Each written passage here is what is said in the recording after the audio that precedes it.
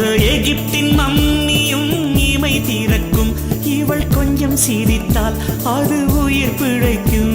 நிலவெங்கு நிலவெங்கு இவள் விழியில் ஊஞ்சல் ஆடுதே, ஊஞ்சல் ஆடுதே, ஆடுதே. இரு பிறையில் ஏஞ்சல் துளி ஆடுதே.